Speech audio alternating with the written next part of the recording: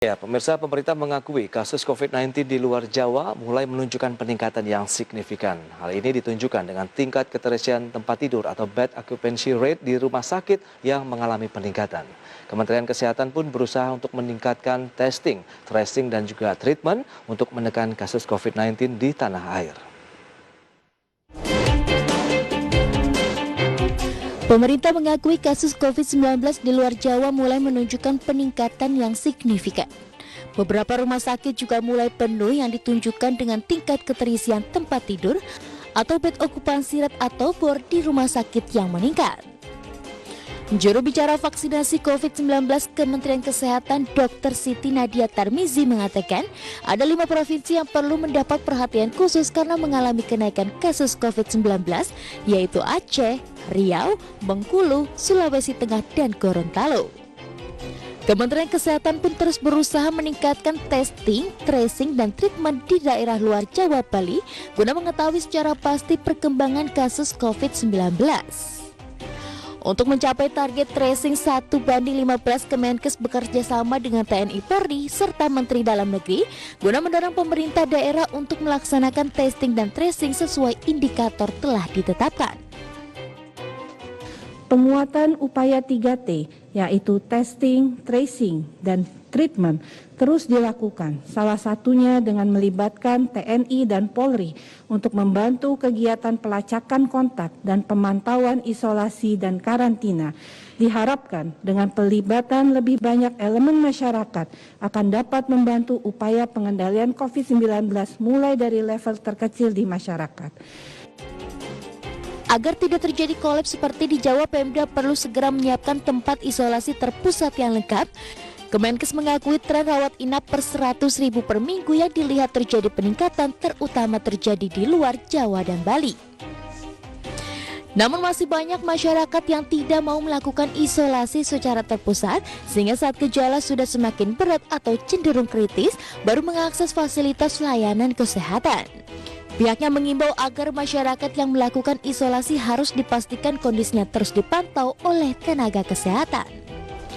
Dari Jakarta, Tim Liputan IDX Channel. Baik, pemirsa, untuk membahas tema kita kali ini, akselerasi tracing kunci tanggulangi pandemi, sudah tergabung juga melalui line Zoom dengan Dr. Kusmedi Priharto, adalah Ketua Subbidang Tracing Satgas Penanganan COVID-19, dan juga Dr. Erlina Burhan, juru bicara COVID-19 dari PB Ikatan Dokter Indonesia. Ya, selamat pagi Bapak dan Ibu. Selamat pagi. Baik, terima kasih. Salam sehat juga untuk Pak Kusmedi dan juga Ibu Erlina. Kita langsung ke Pak Kusmedi dulu ya Pak. Ini kita sudah bicara mengenai 1 tahun lebih begitu pandemi COVID-19 terjadi di Indonesia. Dan kita cermati juga dalam beberapa waktu terakhir, dari jumlah kasus positif juga masih terus ada dan bahkan sempat mengalami lonjakan yang signifikan dengan adanya varian baru Delta. Dan mungkin bisa dijelaskan lebih dulu nih Pak, kondisinya saat ini seperti apa Pak Kusmedi, silakan. Ya, kondisi kalau untuk Jawa Bali mulai menurun, tetapi kita memang tidak bisa cepat puas dengan kondisi itu karena beberapa daerah Jawa Bali juga masih fluktuatif naik turun seperti itu. Nah, yang agak mengkhawatirkan memang yang di luar Jawa Bali, kita sedang memantau dengan tajam kondisi-kondisi tersebut karena ya beda dengan di Jawa Bali, fasilitasnya sangat banyak. Kalau yang di luar Jawa Bali ini harus betul-betul kita maksimalkan teman-teman baik dari Dinas Kesehatan, dari Puskesmas, dari rumah sakit untuk bisa menangani semuanya secara baik. Tetapi harapan kita pelajaran kemarin dari Jawa Bali itu dapat diserap oleh teman-teman bagaimana mengatasi kondisi-kondisi ketika di Jawa Bali. Baik, kalau Bu Erlina sendiri bagaimana melihat adanya penambahan kasus-kasus baru juga di saat kita menerapkan PPKM level 4 hingga saat ini begitu? Apa sih yang menjadi trigger begitu? Kenapa masih terus mengalami lonjakan juga? Meskipun kita tahu dari sisi BOR ataupun bed occupancy rate sudah mulai menurun nih. Silakan Bu Erlina. Ya, kalau saya melihatnya kenapa penurunan kasus tidak signifikan ya, artinya masih hari ke hari di atas 30 ribuan. Barangkali ini ada hubungannya dengan cakupan vaksinasi yang masih hingga saat ini untuk vaksinasi lengkap kan masih 12% ya. Jadi menurut saya ini berperan juga dengan jumlah kasus yang terus banyak ya. Di samping tentu saja tidak semua masyarakat menjalankan prokes, dan di sisi pemerintah juga tracingnya masih kurang. Jadi kalau tracingnya kurang kan banyak kontak-kontak erat yang dalam masa inkubasi tidak tertangkap, sehingga kemudian menjadi sakit tanpa didiagnosis dan penularan berjalan terus begitu.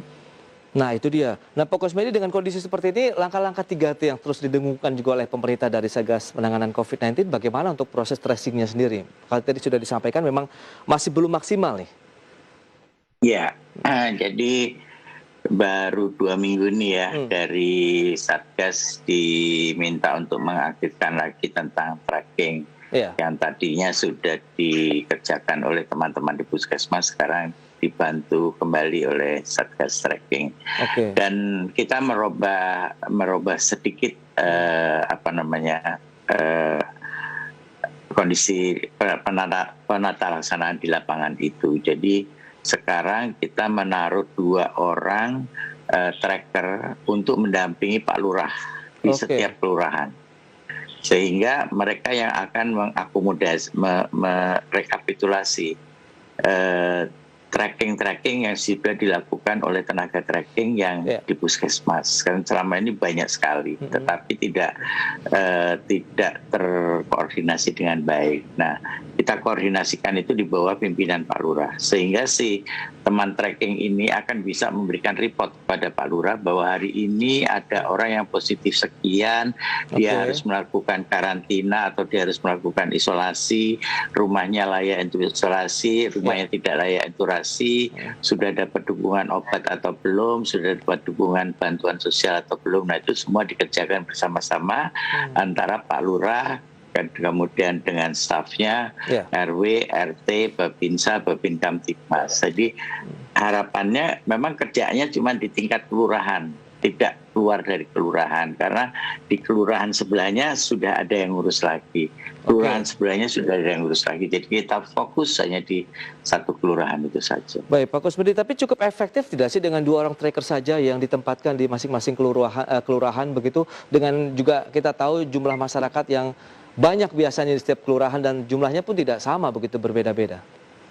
Ya, di kelurahan masing-masing itu di Puskesmas di tingkat kecamatan atau kelurahan kalau di DKI itu sudah banyak tracker.